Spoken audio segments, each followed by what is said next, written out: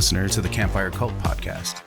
From a camper van deep in the haunted woods, I bring you first-hand accounts of chilling encounters with the paranormal. Step into the night and take a peek into the realm where reality and the supernatural collide. My name is Jazz, and I'll be your host.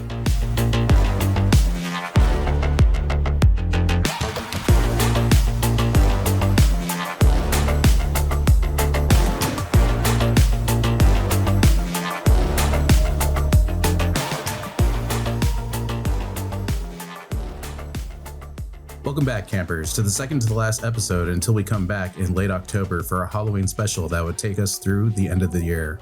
Don't worry though, if you're a Patreon cult member, you'll be getting a few episodes in the downtime to keep the creepy going just a bit longer. If you want to become a Patreon cult member for only $5 per month, where you'll get full Patreon only episodes, as well as extended weekly episodes, just head on over to patreon.com/campfirecultpod and join the cult. Tonight, we're headed deep into the haunted woods where we'll have some run-ins with a Sasquatch, not deer, a pale humanoid creature, and we'll also find out just how terrifying mannequins can actually be. Plus, much, much more. First up, a man living way off grid hears eerie whistling and a human-like barking in his backyard coming from deep in the forest. For context, I live about 30 minutes outside of the city in a wooded area. Closest neighbors are about 2 to 3 miles down the road. Could have very well been a human, which is a lot more scary to me, but I'm not so sure. Thought I'd share here as it very much felt paranormal and made my hair stand up. Last night I was woken up by my dog crying at the back door. I look at the time and it's about 3:30 a.m. I think to myself, that's weird, as he never needs to be let out at this time. I get up, turn on the porch lights, and let him out. He was hesitant to go out when I opened the door, which is also weird for him. I watch as he runs over to the back fence and starts barking. This wasn't his normal bark. He basically sounded and looked like Cujo. Alarmed, as I've never seen him that distressed, I open the door and call out to him to come back inside. That is when I hear it. Someone whistling. Sounded like someone whistling for him to come to them. I don't see anything at this point, but still freaked out because I'm not sure who the hell would be on my property at this time, let alone at all, really. I'm desperately trying to get him to come in, but he's fixated on whatever he's barking at. I run to the kitchen to grab his treats, hoping to bribe him inside. I come back to the door and I hear someone or something barking back at my dog. It sounded like when a human barks like a dog, if that makes sense. I look towards where the noise is coming from and can barely make out what looked like glowing eyes staring out of the forest. The whistling starts again for a moment, and soon as I shook his treats and called out to him, I hear a very loud and deep growl, but not from my dog. It didn't sound human either. That noise sounded like a very mad, very large animal or something. My dog comes running in the door straight past me and his treats, right into his crate. I slam the door and lock it. Brought him into my room with me and barricaded us in there till daylight. I could reason the growling to be a bear or mountain lion, but what was the whistling and human-like barking? Not sure what that was, but it was enough to scare my dog to the point where he was trembling and panting. He's a German shepherd and he's a big, brave boy. I've never seen him that upset, and I too am terrified and hope that never happens again. Next, in the dense woods of West Virginia, a young man has an unsettling encounter with a buck while hunting. This happened in West Virginia about 10 years ago when I was 22, while I was out hunting with my dad and uncle. We each had our own deer stand and blind in the private hunting ground that my uncle owned. About halfway through the morning hunt, there was this big buck that strode into my view, but he didn't look quite right. Not in a sick or mentally ill way. His eyes were more human-like, very round, and the placement was more on the front of the head like a predator rather than prey. The eyes looked like they contained a lot more intelligence. I put my gun to my eye to aim, and the buck stopped cold. I swear he was looking at me. He knew. Then, when I took the shot, my trusty gun would not fire. In a scramble, I checked my gun. It was fine, but it wouldn't shoot. The deer just stood there and kept staring at me. Then, on my second check of the gun, I got a really weird and eerie feeling.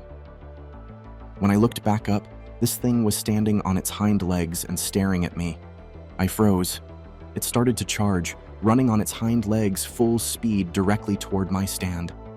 I left everything and fell about halfway down the ladder. I know I screwed up my ankle that day, and I didn't care. I was terrified. I could hear the footsteps running towards me, and I ran as fast as I could. Maybe like a fourth of the way to my dad's blind, I looked behind me because I was still hearing the footsteps right on my heels. But there was nothing there. The running steps chased me almost until I got to the blind. My dad thought I had been shot or something because of how I was behaving and breathing. He carried me to the truck, and when I calmed down, he told me that he'd heard other similar stories in the area. I haven't gone into the woods or hunting since. Coming up, a couple staying in a camper on a friend's property in northern Wisconsin has a perplexing encounter with a humanoid figure in the darkness. About 2 months ago, my husband and I were staying in a camper on a friend's property in northern Wisconsin. One night, I wasn't feeling very well, so I went and laid down in the camper and promptly fell asleep. A few hours later, around 3 a.m., I suddenly woke up and bolted out the door and started projectile vomiting outside by the window. My husband called out and asked if I was okay. I managed to say, Yep, I'll be okay. In between rounds of vomiting, when I finally finished and felt like I was okay to go back and lay down, I spit a few more times to get rid of the taste, and as I looked up, there was a face about 3 feet in front of me in the darkness. I stared at it, and it stared at me. I was petrified. I couldn't move, but I was also afraid to take my eyes off of it. I slowly started to move my head up, down, and side to try and get a better angle or a closer look. And as I did so, it began to mimic my movements. There we were in the darkness of the forest, bobbing up, down, back, forth, slowly leaning closer and closer to one another as we try to figure each other out. I stared straight into its cold, hollow eyes. I couldn't look away in fear of what would happen if I did. It stared back at me, almost as if it didn't know what I was either. It was too dark to make out any features, but the face had the shape of a human face. But what I could see on the body from behind the truck just looked hunched over and distorted. We stayed that way for what felt like forever until I finally managed to call out, "Babe?" "Yeah," my husband responded. "There's something out here," I said, only slightly raising my voice. "What?" he asked. "I don't know. Some kind of animal? I'm not sure, but I'm afraid to move." "It's just watching me," I whispered, almost to myself.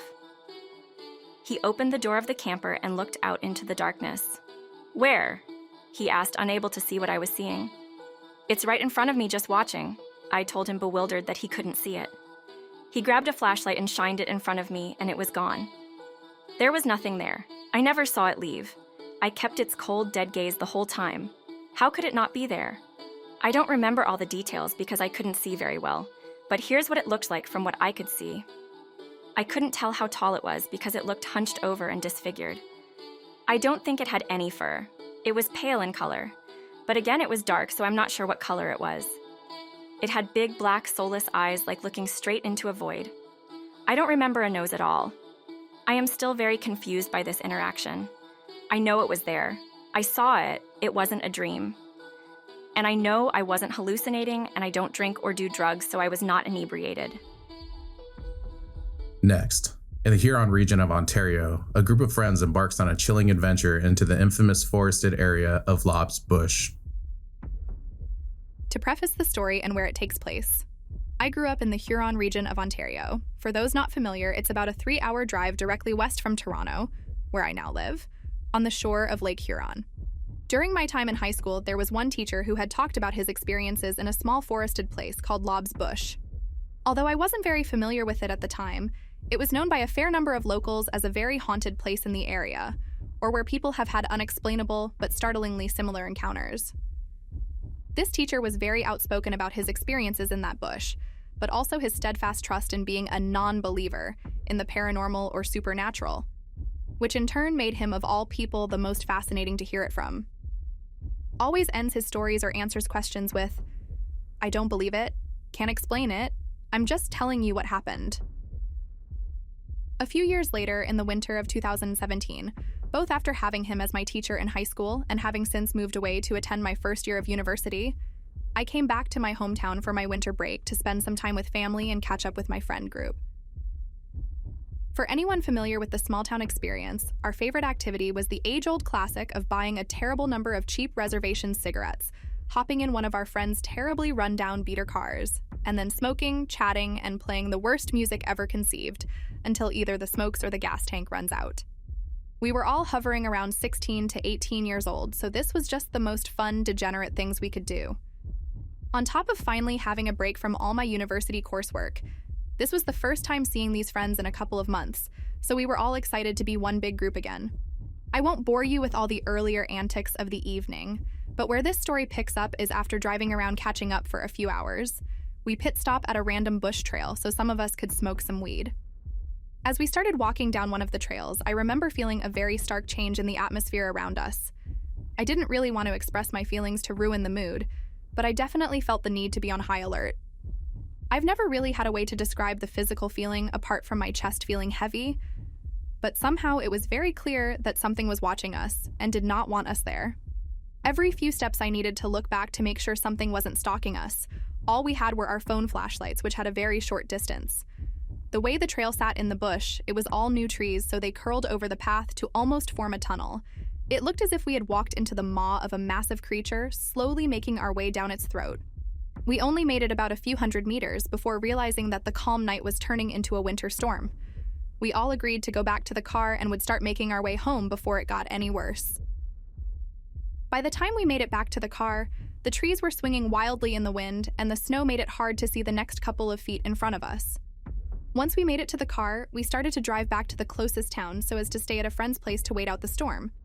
While driving, the weather continued getting worse until the snow had practically blinded us while going around a notable halfway there turn. We found out that our estimate of how far to turn the car wasn't enough, and felt the car's momentum stall and slide sideways into the ditch. After a short period of us hurling claims of backseat driving and general frustrations, we ended up staying in the ditch for around 5 hours before being rescued by local police and driven the rest of the way into town. During our time in the ditch, I talked about how I felt while walking in the woods. We all agreed with the feeling of knowing we shouldn't be there, and none of us spoke up until now. Only after that did our friend in the driver's seat, and the only one familiar with these particular back roads, inform us that we were in fact walking through Lob's Bush. Fast forward some time to, I believe, my second semester. I'm back home with my friends and back to our same old acts. After a particularly good night of catching up, we decided to go revisit Lob's Bush as none of us had been there since getting caught in the ditch, and the weather was already warm this month with far less snow. I remember feeling almost excited to go back, rather than dark, impenetrable clouds and snow. Tonight the moon was out and barely needed flashlights to see where we were going. We parked the car in the same spot and grabbed all necessary smoking apparatus and a pack of smokes for the driver and me to share. As of course neither time are we dumb enough to get our designated driver high. As we started walking into the trail, I started realizing landmarks that I had missed from my first time there. With the moonlight making everything more visible, I walked through the same threshold as before and was pleasantly surprised that I didn't feel like I was watched or unwelcome to walk through. After a point, I had almost forgotten that I was in the infamous woods and was enjoying a late-night walk through the forest, laughing with my friends. After walking further down the trail, we finally came to an opening. On the right side of the trail, the trees had parted out to showcase the edge of a field, nicely lit by the moonlight. On the left side, the bush clears out so there is a lovely section of grass and light foliage parting to show a small stream cutting through. It looked like a naturally made auditorium with the stream cutting through like a main walkway, sparse trees so plenty of seating for an audience, and the trees opening and leading down to the farmer's field as the stage. In all honesty, I had completely forgotten we were there to smoke and was just enamored with how pretty it was. As we found a spot to stop and ready our lights to smoke, one friend had the bright idea to exclaim, "Yo, I forgot I've got a Roman candle." As we all turned to look, they had already gotten their lighter out and was proceeding to light the candle. Again, we were late teens and idiots. She proceeds to point the candle towards the big clearing to the field, every once in a while moving it around so it is not all shooting in the same spot. Going higher and higher into the air, she finally points it in the opposite direction towards the woods. With surprising accuracy, none of the shots actually hit anything before going out until one finally hits a tree near the stream and spirals into the woods where we can't see it. Within no more than a second's time, this blood-curdling scream comes from the exact place the Roman candle bounced into the woods beyond our view. We all completely froze, unsure of what to make of it as the scream continued on for a worrisome amount of time. I can only describe it as a cross between a deeper version of a howler monkey's roar and an ear-ringing whine like an elk's bugle going higher in pitch as it kept screaming. I remember my ears vibrating from how loud it was. I wanted to cover them, but we were all frozen in place from it. Finally, one of us snapped into reality and yelled, "Run!" and bolted off towards the farmer's field. We all in turn started running away from the ongoing scream from within the woods. As we were running, the scream finally stopped after about 10 seconds of constant noise. There was no breath or change in the scream apart from pitch. It was able to yell at that volume for longer than I've heard any animal do. Before we could even think, we heard a heavy rustling in the woods as whatever it was took a deep inhale to scream again. The inhale was just as terrifying, sounding guttural and full-chested. A preparatory inhale before screaming again. Unlike the first scream that almost sounded reactionary, surprised by the Roman candle almost hitting it. This was clearly an angry roar. Whatever it was really fucking big and now moving towards us. It was even louder, and what I could only assume was now pointed straight at us. Even though we were all heavy smokers at the time, we all ran as fast as we possibly could without looking back, absolutely terrified from the second continuous roar that was now gaining on us. After about 15 seconds, the scream stopped abruptly. It took us a second to realize the noise was gone. We turned around to see that we'd made it out of the woods and onto the field. We only looked back briefly to see we had put about 50 to 100 meters between us and the edge of the bush. Even before we could really think straight, we shakily agreed to make our way to the closest road to make our way back to the front of the bush to find where we parked. It was only once we got to the road and caught our smoked-out breath did one of us finally ask if we all heard and felt that. We all talked briefly, but were too on edge to actually converse. About 20 minutes later, we finally made it back to the road and had the car in sight. We all started to calm down as we had some time to process and let the adrenaline wear off. We unlocked the car, all got into our respective seats with our bags. None of us had the time to take them off before the first scream happened. As the driver finally turned the car on and the headlights flooded the woods in front of us, the front passenger just screamed, "Drive, drive, drive!" The driver, without looking, cranked the car into reverse and turned around to back out quickly and go down the back road as fast as he could beside the bush. The friend who screamed started to freak out all over again. I was sitting directly behind him with my hand on his shoulder from the back seat. As we tried to ask what was wrong, I was looking over my shoulder to look into the woods. I genuinely felt like time had slowed down as I looked over, with the same feeling of something watching me like my first time in the woods. As the trees passed by, I could clearly make out two fully open eyes reflecting back at me. I could clearly make out two full reflective circles. I was completely frozen and couldn't look away. I couldn't tell if the eyes were locked on me or the whole vehicle, or even what light they were reflecting off of as we were driving beside the woods. They were clearly further back into the woods by a couple of meters, so I couldn't make out how tall it was.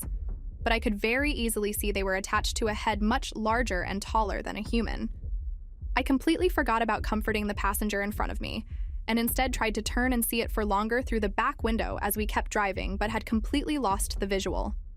I couldn't even make a sound, but my mind was racing. The longer I sat, the longer I wondered how the hell it got to where I could see it after we had sped away from the parking spot. I don't know how much it saw from the car, but I know it saw me. It saw all of us in those woods. I don't know how to describe it other than that I was fully prey, and whatever it was a predator that knows me now. After driving for a while on our way back to a friend's farm, we were all able to speak about what had happened. We all heard the same noises, heard the rustling, heard the same far too long screams, and finally the other passenger and I both agreed on seeing the same wide eyes staring at us. Neither of us got a good look at what it was, but both agreed that it's staring at us and was too big to make out. That passenger also made a comment that, even though it was a couple of meters into the woods when he saw it, it had to be much bigger than a human. After a couple of hours more conversing about it, we all finally felt comfortable driving back to our respective homes. Every couple of months when we'd see each other, we'd make certain to each other that we all saw the same thing, as we wanted to make sure none of us were truly losing it mentally. For this next story, if you're a dog lover like myself, this may be a hard one to hear. Nothing gruesome, I promise, but it does involve an old, missing dog. So for context, this was about 7 months ago. I've been thinking about it lately, and I thought maybe I could share my experience and finally give myself some information from other people's opinions on this story. This is 100% real. I was 100% sober, slept fine the night before. Nothing was interfering with me to make this up in my head, and I don't have any medical conditions other than ADHD. This story happened, I would say, around 1 a.m. I own a small shed next to my house. I have a TV in the shed, so some nights I'll go out to the shed and hang out by myself and chill watching some movies. My girlfriend was over at the time, so we decided to go watch a new movie that came out around that time. I have a cool TV set up in there, so it's sometimes better watching it there than in the house. Anyway, I always leave out the back door when I go to the shed, and most of the time, I usually leave it open until I come back in. I live in a less popular and non-sketchy neighborhood, so there's usually no problems with people being around to break in or anything. At the time, I owned a dog that was in the final stages of being deaf and blind. She was a small Yorkie mix. She could barely see anything, if anything at all. Can you see where this is going? I go back into the house after the movie, and I go to the bathroom, and I notice I don't hear my dog walking around, doing her nightly blind walks in the house. Usually, she'll snoop around the house for no reason, but I think it's because she couldn't see much or was getting dementia. So I look absolutely everywhere in the house, and she's nowhere to be seen. Me and my girlfriend are both dumbfounded, and we start thinking she somehow managed to leave through the back door. Take note, you have to go from the hallway to my room, to a back room, to the back door, to the back porch that's raised about 4 to 5 feet off the ground. So we decide we'll look around outside just in case she somehow managed to get lost and come out the back porch and fell off the edge. She had to have fallen off because it's a pretty big drop, and she was almost completely blind. Well, we look for a bit, and still nothing. Absolutely no sign of her anywhere. No blood from a fall, didn't hear any squeals when we were in the shed prior, nothing. There's literally no sign she ever got out, but we searched absolutely everywhere. So there's a small patch of woods behind my house, and I thought if she escaped, surely she couldn't be too far away. So we start walking out to the small woods area to look for her. I have my phone flashlight on, and my girlfriend is walking with me. All of a sudden, I start hearing a few leaves crunching, and I thought, thank God, I found my dog. I put my flashlight over where I heard the leaves crunching, and I see a hooded figure. They're probably about 15 to 20 feet away or more, and they just slowly walking pretty much at a complete stop when I put the flashlight on them. I end up taking the flashlight off of them, and I tell my girlfriend there's somebody snooping around out here, and we should probably go back in.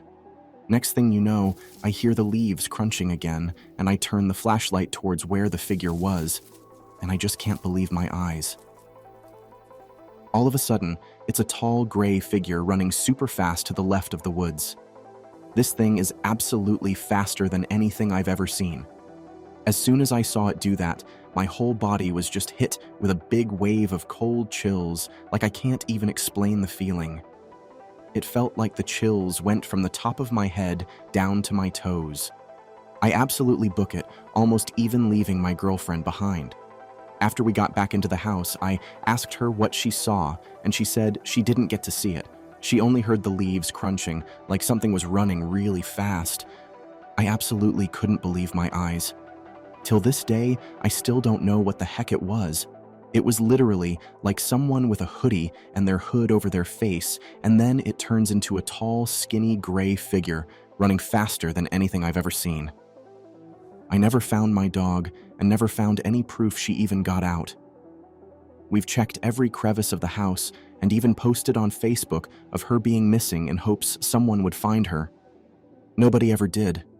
And now she's just a memory. But it still makes me think to this day if what I saw is somehow connected with my dog disappearing. I overthink it, thinking like, what if it went in the house when the door was open and grabbed her or something? I'll never forget the story, and it was my first ever encounter with something crazy like that. It actually kind of feels good to share this story, Maybe others can relate or have experiences similar to mine. Ever since then, I haven't encountered anything out of the ordinary, but I still feel paranoid when going into my shed when I can see the woods in the corner of my eyes. The day after that incident, we even explored the small wooded area to see any proof of the creature being there, or even my dog, and there was no proof of either. I wish I knew what happened to my dog, but I know at least she isn't suffering anymore. Being a dog lover and having a couple of my own, that's a tough story to hear. And if I were him, honestly, I'd still be looking for that dog. In this next story, a security guard and his best friend find out just how creepy mannequins can be. First, let me just say, mannequins are creepy. I'm a security guard working nights. This happened one night when my best friend and I just happened to be working together. Now, to get a clear understanding, I have to explain something. We had different routes on buildings we had to check up on, and somehow we had a customer that was right in between our two routes, so we decided to team up for the night. Considering we had to do a check on the buildings 3 times during the night, I would take the first and the last round. My friend would fit in the one in the middle. For this night, we were working a school that consisted of multiple buildings huddled together. For the checkup, we had to do a circle around it and go inside each of the 5 buildings to arm the alarm systems. First, I did the full round before arming the systems, so that if there was an open window or something, I could quickly close it. This saved the hassle of having the alarm trigger falsely. One small note: the school consisted of multiple education courses, one being a hairdresser school, and all buildings had 4 floors. The school itself wasn't necessarily in the middle of a populated area, but rather surrounded by sports fields. So on the backside, with the severe lack of lighting, this wasn't our favorite place to patrol. It was a huge open space, so yes, you could see a lot. But thanks to it being so badly lit, you could only see small portions at a time while using your flashlight. I was walking my round and was at the back side of the 3rd building when I looked up and saw there were creepy mannequins in the only lit classroom on the top floor. I knew there were these mannequins in the building for it being a beauty and barber school, and from what my friend told me, there were some fashion courses as well. What made it so creepy was that out of 5 buildings, everything was pitch black, including the fields around it, and the one room with the light on had these wooden-looking mannequins staring straight out of the window. I was creeped out immediately since I felt like they were watching me. While on the phone, I told this to my friend, sent him a picture, and heard him laughing. He confirmed what I already knew and wasn't looking forward to. I had to go inside now to turn off the light. So it not being my favorite location, I headed inside anyway with my friend talking some courage into me and headed to the top floor. I'm not the biggest fan of elevators, so I just quickly ran up the stairs and reached the 4th floor. Almost all schools here have little windows near the door to the hallway. It was pretty easy to find the one where the light was turned on. I rushed over, quickly opened the door, and reached with my hand around the corner for the light switch. What was strange is, before I turned off the light, I noticed that there was not a single mannequin in the room.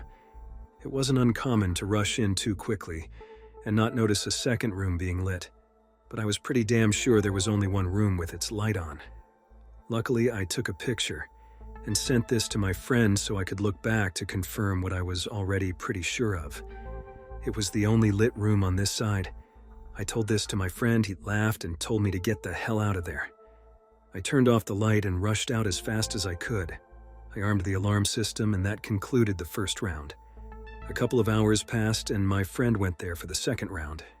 This time he didn't need to enter the building but just had to make the rounds. While on the phone, he asked me with a bit of a surprised voice what building it was. I told him, after which he told me to check my phone, and I'm not gonna lie, the picture scared me. He sent from the same angle the same picture. The only difference is that the mannequins are now 1 floor lower, standing in front of the window in a lit classroom. At this point, we decided to go check it out together for the remainder of his round and the final 3rd round. We finished up the rest of our rounds and went back together, and the first thing we decided to do was a circle in the car. The same light from the 2nd round was still on with the mannequin standing there. At this point, we decided that someone must be playing a joke. So we phoned the alarm company's central hub, because they could see whether someone turned off or turned on the system, and at what times. The last one to touch the system apparently was me. We told them that we were shortly turning off the alarms to turn off a light that was still on. We headed inside and agreed to map where any mannequins would be, all while staying close to each other. We first headed to the lit room and found the mannequins there. This time they were at least still standing. We wrote down the number of the classrooms we checked and found a total of 3 rooms with mannequins, not a single one being on the top floor like I had seen on the first round. I just can't explain it. After a while, the feeling that we were not alone and being watched crept up on us, and we decided to head out for the night. We had a night shift the night after with the same routes, but nothing odd to report. Next, a couple's overnight hike turns a little magical when they encounter a gossamer-like floating entity. Before my husband and I were married, we went overnight hiking on one of our first dates. It was about a 5-mile hike to our destination, the Bolt Camp Shelter. It's just a little wooden shelter in the middle of nowhere in the Gifford-Pinchot National Forest. The hike was beautiful. The sun was going down and there were many ancient Douglas fir trees with hollow bases. The sun was setting through them, and they looked like little fairy abodes with warm hearth fires burning within. There were little wooden footbridges here and there. We could even imagine little trolls living under them. As night fell, we started seeing all these bioluminescent mushrooms on fallen logs, glowing an impossible shade of green. It was magical. We arrived at the shelter, built a fire, ate dinner, drank a bit, and went to sleep under the shelter, which was half collapsed because a tree had fallen on it at some point. I woke up in the middle of the night cold because the fire was out. Of course, it was pitch black. My husband was sleeping towards the outside of the shelter, me on the inside, facing near the back. That's when I saw it, a thing, whatever it was, floating around inside the shelter. I don't know how to describe it, other than a pinkish, gossamer, spiderweb-looking thing, flying through the air, turning and twisting over and over on itself. It was really quite lovely. I wasn't afraid of it, but so fascinated. I really wanted to wake him up and ask if he could see it, but I was afraid it would either disappear or he wouldn't be able to see it and would think I was crazy. I mean, I barely knew the guy. So I watched it for a bit, fell back asleep, and said nothing. That was until a couple of months later when we'd gotten more familiar and were reminiscing about our trip. I told him about it, and his mouth dropped open in shock. So we'd packed up and left the next day, and I dropped him off at his house. That night, he was out on his porch having a beer when he saw the exact same thing. Twisting, floating through the air, seemingly almost a living thing. It dissipated near some shrubs. He was staring, wondering what the heck he just saw when a pair of glowing red eyes appeared. He freaked a bit and booked it inside. Never spoke of it to anyone until I told him about my own experience at the camp. To this day, we have no idea what we were seeing. It was beautiful. That is, until the glowing red eyes appeared. In our final story of the evening, unless you're a Patreon cult member, we're headed to 1975, where at 10 years old, a man recounts a harrowing Boy Scout camping experience in the Spirit River nature area of Minnesota. The story I am going to tell you goes back to 1975. I was around 10 years old, and my grandfather was a scoutmaster, which means he trained Eagle Scouts. So he and a junior scoutmaster would take between 8 to 10 kids out in the woods for survival camping skills.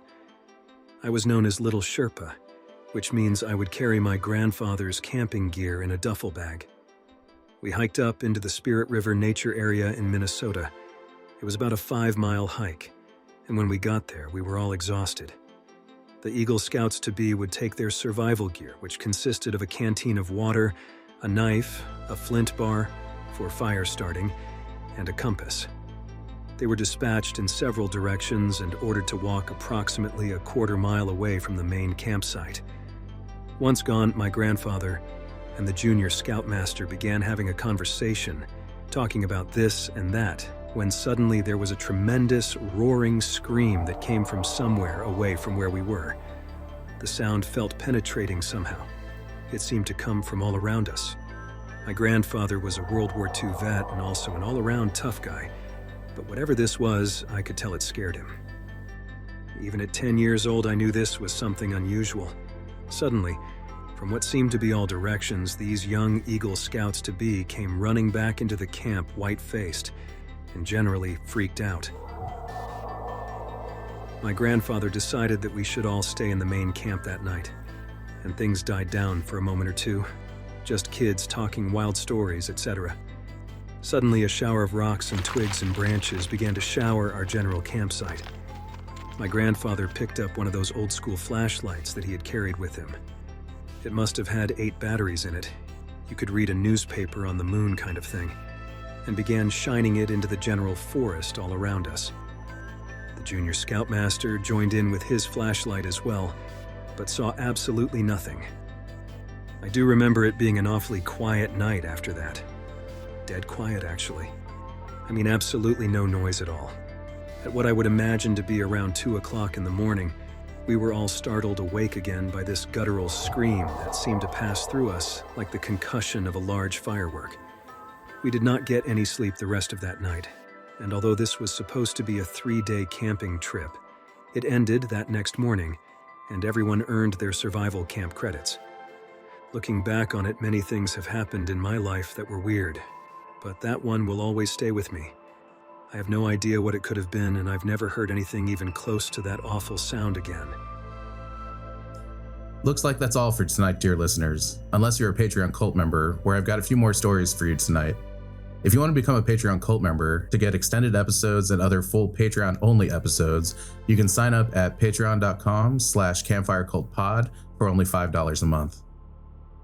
Until next time, I'll be leaving you in the dark where whispers linger and shadows dance. Stay wary, sleep well, and beware the whispers in the night.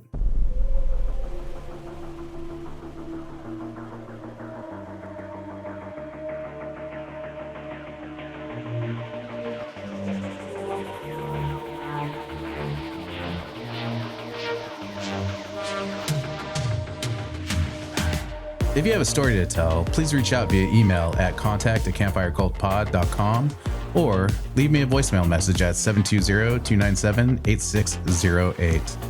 You can follow us anywhere on social media at campfirecultpod and online at campfirecultpod.com. And finally, if you don't mind, please rate and review wherever possible.